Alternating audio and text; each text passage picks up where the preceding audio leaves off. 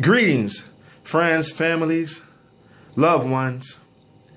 I wanted to start sharing weekly motivation and encouragement from the trenches. We're going to call this the Letters from the Trenches series, where not only do I give an inspirational word of encouragement, I will also write a letter from some of my experiences working with men in the community of Boston. I know for a fact that this journey that we must take to uplift our families and strengthen this nation is one that requires a community. And I'm just going to give you my specific insight. But one thing that I want to make clear, that this isn't for fame or fortune. This is more so to inspire my young men out there, to inspire my old men out there to never give up, to inspire women, to inspire families that, you know what, we do not have to allow our mistakes to continue to plague our community. I dedicated my life to fulfilling this mission of uplifting families and strengthening this nation. And I will never give up in doing that. So I want to start my first reflection from last week. Now, one thing that I notice about some of us men in dealing with our younger men and women in our families, we take on this notion at times that we just know everything and that we have all the answers and that we're going to help them do what it is that we think we know best. But in the spirit of humility and transparency, I want to be the first one to let everyone know that we as men don't know everything and we don't have the answers.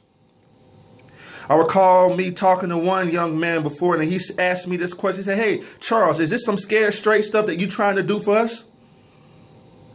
He said, "I didn't have no one to help me in my life, and who are you? I've been through those experiences too. You can't scare me straight." And I responded to him, "Yeah, I can't scare you straight, but I can love you straight." But one thing that he taught me was that there's a lot of us who think that we can come in here and just change people's lives just because we think we have the right answers, but we don't. And I'm here to tell the world today that the right answer is in love. There's nothing without love. Our young men will not hear us in the community without love. I just want to make sure that that message is delivered. Because one misconception is that it takes this hard approach to change their lives and to uplift them and inspire them and encourage them to change their journey. But one thing that we forget to mention is that everywhere they go, they get that hard approach. They get that hard response. They're already conditioned to it. So what makes us think that that same approach is going to make a difference in their lives? Because it's not. Now, I want to read a letter that I wrote in response to that young man's pain. In response to much of the pain that I feel when I'm out there in the community and I'm seeing these young men. And this is the first letter from the trenches. As you can see, I have my letter here. So I'm going to read it. Dear great one, it appears to me that you have been let down.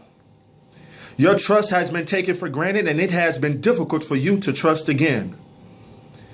I think that we all have been let down before. Let me remind you that even though you were let down, you continue to live. You did not give up and lie down and die.